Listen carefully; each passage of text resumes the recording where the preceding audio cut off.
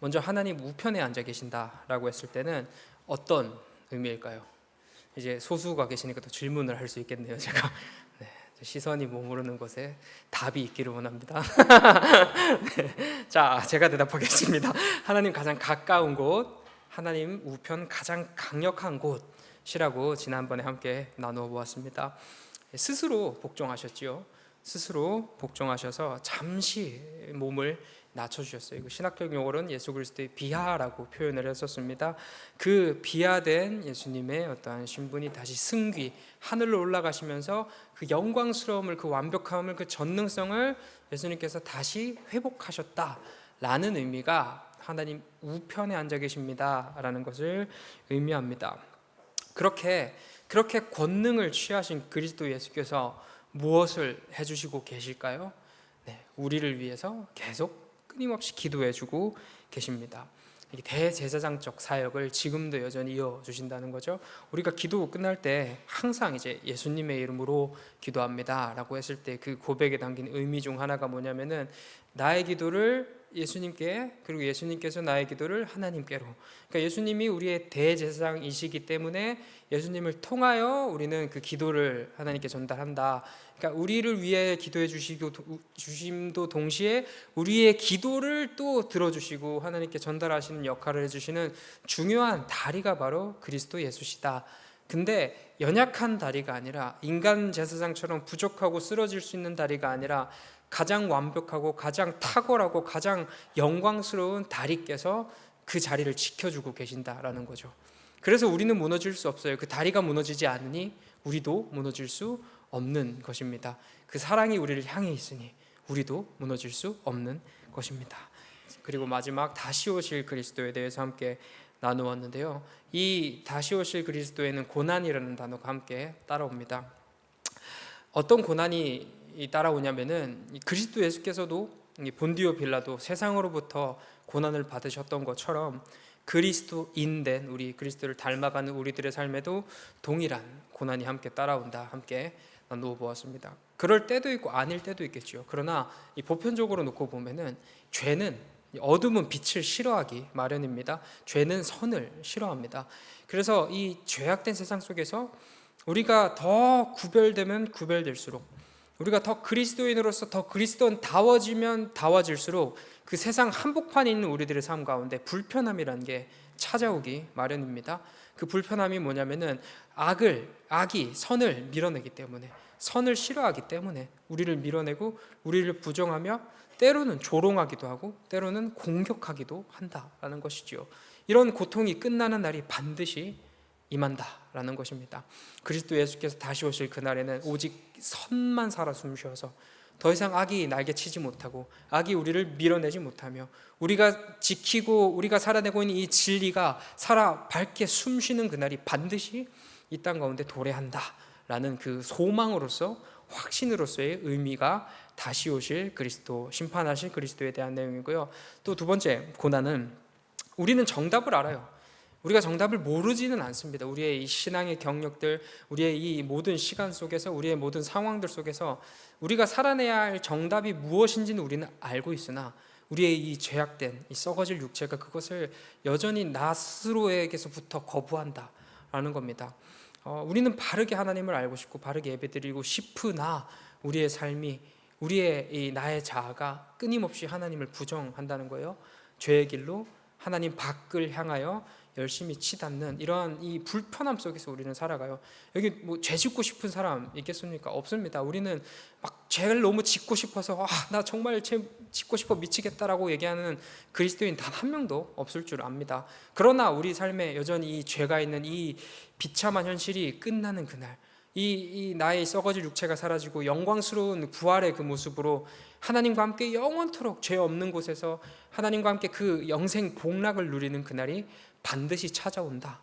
그날이 바로 심판의 날, 그리스도 예수께서 다시 오실 그날, 그 모든 고난이, 그 모든 고통이, 이 모든 악이 사라지고 완전한 평안, 완전한 기쁨, 그것이 충만한 하나님의 나라가 반드시 이 땅 가운데 이루어진다.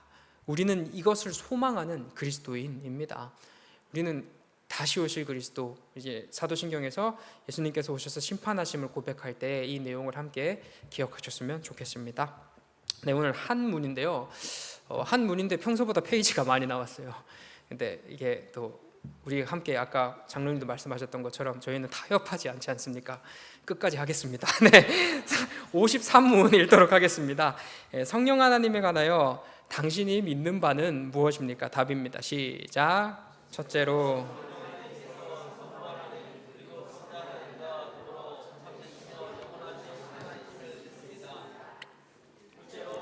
성령 하나님께서 또한 나에게 주어져서 그리스도와 그가 주시는 모든 은택들에 참여하게끔 하십니다.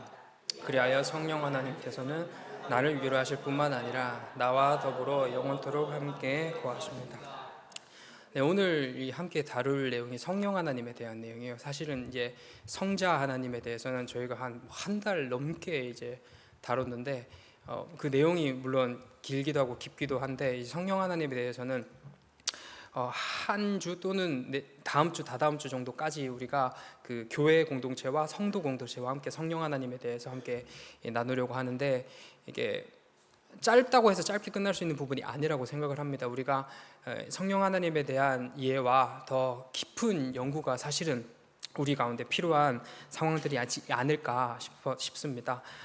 먼저는 삼위 하나님, 제가 삼위 하나님, 성령 하나님이라고 적어놨는데요. 이 신학에서의 표현이 1위이신 성부 하나님, 2위이신 성자 하나님, 3위이신 성령 하나님이라고 표현을 하고 있기는 한데, 이때 위라는 것은 이제 위치 또는 자리적 개념이에요. 1등, 2등 이 개념이 아니라는 것이죠. 저희도 뭘 적을 때 가나다 순서대로 적잖아요.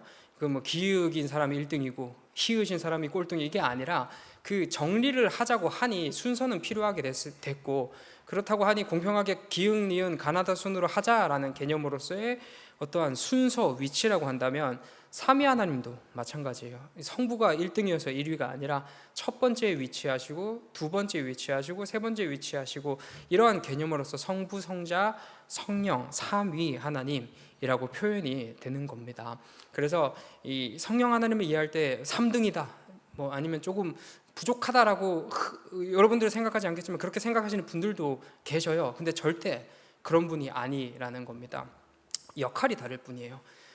역할을 한번 나눠보자면 성부 하나님은 뭔가 이 계획을 주관하시는 분이시다 라고 생각하시면 되고요. 성자 하나님은 그 계획에 대한 구체적인 디자인을 하시는 분이시라 생각하시면 되고, 성령 하나님은 실제적으로 그 계획되고 디자인된 것을 실행하시는 분이다 정도로 저희가 이해하면 좋을 것 같습니다.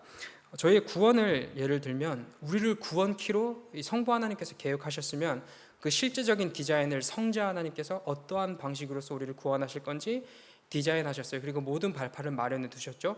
그리고 우리에게 실질적인 믿음이라는 것을 불어넣어 주시고 우리 안에 내주 역사하셔서 그것이 생동력 있게 이끌어질 수 있게 만들어 주시는 분이 바로 성령 하나님이시다 라고 했을 때, 이 삼위의 이 역할이 다른 것뿐이지 누가 더 중요한 역할을, 사실 한 분만 일하시고 두 분 일 안 하시면 못 이루어질 수가 없겠죠. 개념적으로 놓고 본다면 물론 하나님이시니 가능할 수도 있겠지만, 그냥 단순히 우리의 생각만 놓고 보더라도 이 삼박자가 잘 맞아야 결국엔 우리에게 있어서 구원이라는 것이 발생할 수 있다라는 거예요.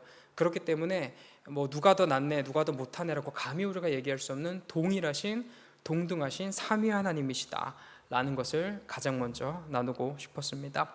두 번째로는 흔히 성령 하나님에 대한 흔히 오해하고 있는 게 무엇이냐면은, 성령 하나님은 어떠한 하나님, 독립적인 하나님이 아니라 능력이다, 성부 하나님의 능력이다, 성부 하나님의 힘이다 정도로 우리가 오해하곤 합니다. 그래서 마치 우리가 사람이 누군가에게 내가 내 성령을 너에게 줄게 이런 식으로 전달할 수 있는 것처럼 오해되기도 해요. 야구공처럼 성령을 던지시는, 성령 받아라 하면서 던지시는 분들도 계시고, 기를 모아서 쏘는 것처럼 표현하시는 분들도 계시는데요. 그렇지 않습니다. 성령 하나님은 어떠한 능력이거나 어떠한 힘, 기운이 아니라 하나님 그 자체이세요. 독립적인 완전하신 하나님이 것이라는 겁니다. 그래서 감히 인간이 누군가가 누구에게 야, 성령을 받아라, 내가 가진 성령을 너에게 줄게라고 절대 감히 얘기할 수 없는 거예요.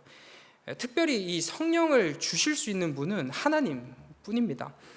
특별히 성자 하나님께서 그렇게 하셨죠. 또 내가 다른 보혜사를 너희에게 보내주겠다, 너희는 성령을 받으라 라고 이야기하셨습니다. 이때 이 성령을 받으라라고 얘기하시는 주체가 누구냐면은 예수님이세요.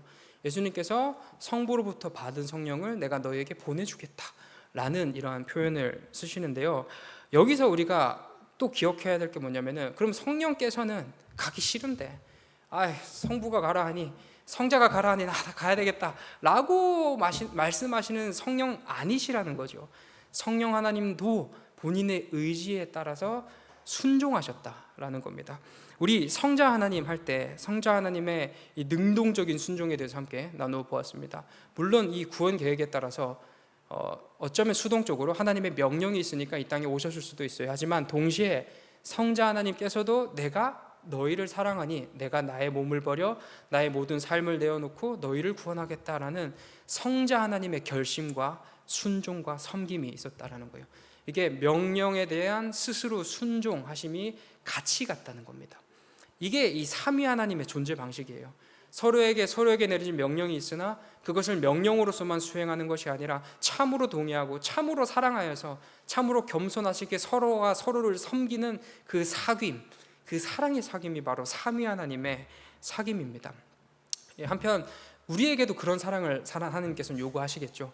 우리들의 삶 가운데 우리가 누군가를 사랑할 때에 억지로가 아니라 명령으로서가 아니라 진심 어린 마음으로, 혹 내가 그 역할이 어쩌면 명령을 따라서 수행하는 역할처럼 보인다 할지라도 우리는 그 명령 때문에 하는 것이 아니라 정말 참으로 그 대상을 사랑하는 마음으로 그 진심으로 사랑하면서 살아가야 되는 게 우리 그리스도인의 사랑이라고 생각이 됩니다. 왜냐하면 당신들께서 먼저 그렇게 보여주고 계시잖아요.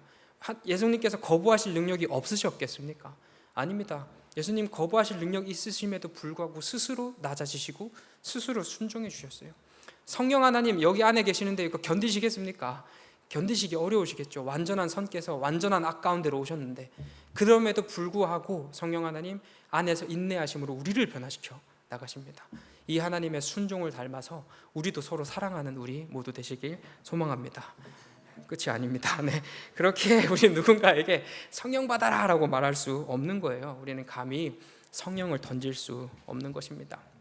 네, 다음으로 성령 하나님의 이름, 세 가지 이름 나누고 그 다음에 성령의 은사, 그 다음에 성화, 이 부분까지 나누고 함께 마치도록 하겠습니다. 첫 번째 이름은 하나님의 영이라는 이름이에요. 창세기 1장 2절 함께 같이 읽어볼까요? 시작. 땅이 혼돈하고 공허하며 흑암이 깊음이 있고 하나님의 영은 수면에. 아멘.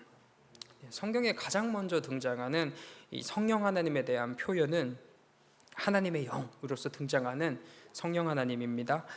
이 사건으로서 우리가 알 수 있는 것은 성령께서 하나님이시다라는 것을 분명하게 이해할 수 있어요. 아까의 논리대로 창조를 계획하시는 분은 성부 하나님이시죠.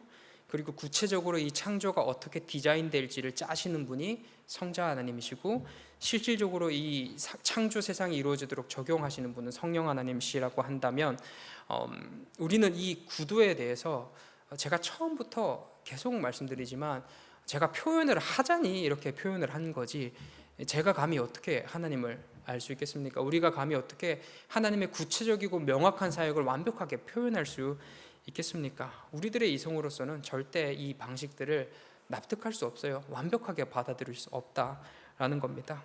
그러나 우리가 이 성경을 한번 여러 번 살펴봤을 때 이러한 방식으로 이런 종류의 역할들을 하시더라 정도로 우리가 이해하시는 게 좋을 것 같아요.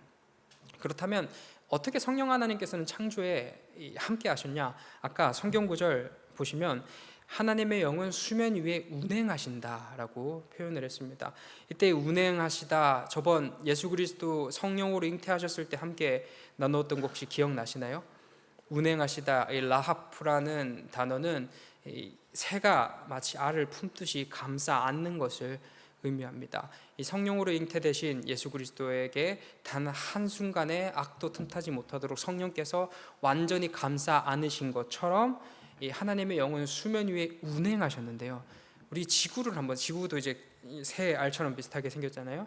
이 지구를 놓고 보면 이렇게 성령 하나님의 전체적인 능력이, 그 권능하심이 지구를 감싸 안음으로써 하나님이 창조 당시에 함께 하셨다로 이제 성경 구절을 우리가 이해할 수 있는데요. 여기서 말씀드리고 싶은 것은 뭐냐면 성령께서 창조에 함께 하셨다라는 겁니다. 그럼 하나님의 영이신 하나님께서 창조에 함께 하셨다. 결코 성령이 어떠한 성부의 능력이나 성부의 힘이 아니라 독립적인 하나님으로서 완벽하게 그 창조에 함께 하셨다라는 것을 우리는 이해할 수 있을 것 같습니다. 두 번째로, 이 권능의 성령 하나님은 그리스도의 영이에요. 그리스도의 영이라고 표현드리는 이유는 뭐냐면은 성령 하나님이 아니고서는 그리스도를 볼 수 없기 때문입니다. 밭에 감추인 보화와 같은 이 복음, 하나님 나라가 울려 퍼지는 이 복음이 오직 성령 하나님에 의해서 비춰졌을 때, 드러났을 때에만 밝게 빛나는 거예요. 이 성령 하나님은 수줍은 분이시라고 표현이 되긴 하는데요, 본인은 뒤로 숨으시고 그리스도만 밝게 드러나도록 이끄시는 분이십니다. 그래서 성령 하나님이 역사하시면 그리스도가 밝게 빛나는 거예요. 그 삶 가운데 그리스도의 은혜와 그리스도의 사랑과 그리스도의 그 영원하심이, 그리스도의 그 영광스러우심이 우리들의 삶에 밝게 드러나는 거예요. 성령이 역사하면 역사할수록 드러나는 것은 나를 향한 그리스도 예수의 그 크신 은혜와 사랑이 밝게 드러난다라는 거예요. 그래서 그리스도의 영이라는 별명이 붙여졌습니다. 또 다른 별명으로는 진리의 영이라는 이름이 붙여졌는데요, 이 진리의 영은 진리 대신 우리의 말씀을 비추시는 영이기 때문에 그렇습니다. 흔히들 이제 성령의 제 주된 사역이라고 했을 때 말씀을 조명하는 사역이다라고 표현을 합니다. 이 말씀을 비추는 사역이죠. 우리가 이 불을 다 끄고 여기서 빛도 안 들어온다고 생각했을 때 그 가운데 글을 읽는다고 한번 상상해 보면 글이 읽히지 않습니다. 보이지 않기 때문이에요. 근데 우리가 손전등을 들고 그 글을 비춥니다. 책을 비춰요. 그럼 책이 보이겠죠. 책만 보이겠죠. 그래서 그 책에 있는 글들을 우리는 읽을 수 있습니다. 우리는 죄로 인해서 눈도 가리워지고 어두컴컴한 시대를 살아가고 있습니다. 우리가 죄가 죄인 줄 몰라요. 모두가 다 죄인이기 때문에, 너도 죄인이고 나도 죄인이기 때문에 죄가 죄인 줄 모르는 인생을 살아가고 있어요. 이 시대 가운데 성령 하나님의 진리의 빛이 비춰집니다. 그래서 말씀이 우리들 가운데 보이기 시작합니다. 똑같은 글이에요. 똑같은 한글인데 누구는 아멘으로 받아들이고 누구는 부정하고 거부합니다. 그 이유가 성령 하나님의 조명이 있냐 없냐의 차이입니다. 내주 역사하시는 성령 하나님께서 그 빛을 강력하게 비춰주셨을 때 비로소 성경이 아멘으로 화답되는 것입니다. 그러나 성령 하나님의 개입하심이 없으시다면 결코 우리의 이성과 합리적인 능력을 가지고 절대 성경을 이해할 수 없어요. 그렇기 때문에 이 수많은 사람들이 성령 하나님과 함께하지 않기 때문에 이 성경을 이해하지 못하는 겁니다. 다른 말로 우리가 이 논리로서 이성으로서 성경을 증명하려 한다, 사실 이것도 어쩌면은 어리석은 방편 중 하나이지 않을까 생각이 들어요. 이 모든 이해가 하나님의 신적 개입으로부터 먼저 시작을 한 것인데, 우리의 방식으로 우리의 이성으로서만 그것을 설명하려 들려고 한다면 절대 우리는 그 위에 어떤 것도 쌓아나갈 수 없습니다. 우리는 신본주의예요. 우리는 하나님 중심적인 사람들이지, 그리고 그 가운데 우리가 이해할 만한 바를 찾아가는 것이지 우리의 논리와 우리의 방법으로서 절대로 하나님을 증명할 수 없다라는 것이 오늘 이 진리의 영을 함께 나눌 때 우리 마음 가운데 공유가 되셨으면 좋겠습니다. 마지막 전입니다. 이제 성령의 은사, 우리 흔히 성령의 은사를 함께 나누고 있는데요, 이 고린도전서 12장에는 여러 가지 은사들이 나와요. 이 은사들 앞에는 어떤 단어가 표현되어 있냐면은 성령으로, 또 성령을 따라, 같은 성령으로, 한 성령으로, 모든 일은 같은 한 성령이 행하사라는 이 문장이 앞에 따라오고 있습니다. 이 개념은 뭐냐면은 그 모든 은사들이 하나님의 선물인데 특별히 그 삶 가운데 우리에 주어진 것이 성령 하나님의 은사다. 다시 말해서 성령 하나님께서 주관하시고 주시고 지키시는 선물이 바로 그 은사들이다라는 것을 의미합니다. 여기서 우리가 발견할 수 있는 것은 은사가 우리의 것이지만 우리의 것이 아니라는 것이지요. 성령 하나님께서 우리에게 주신 은사들이라는 것입니다. 또 은사는 내가 하죠. 제가 하지만 제가 하는 것이 아닌 것입니다.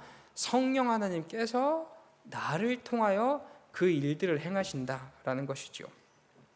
성령께서 행하시면 그 은사가 드러나는 것이고요. 성령께서 거두시면 사라지는 것입니다. 그렇게 우리는 이 은사, 우리에게 주어진 수많은 은사들이 내 것인 마냥 절대 자랑할 수 없습니다. 내 게 아닌데 하나님께서 잠깐 우리에게 맡겨주신 거고 쓰라고 선물로 주신 것인데, 그게 마치 내가 빚어서 내 능력으로 만들어낸 것 마냥 우리가 은사를 자랑하게 된다면 그것만큼 심한 죄도 없지 않을까 생각이 듭니다. 하나님의 자리를 넘보는 죄일 수도 있겠습니다.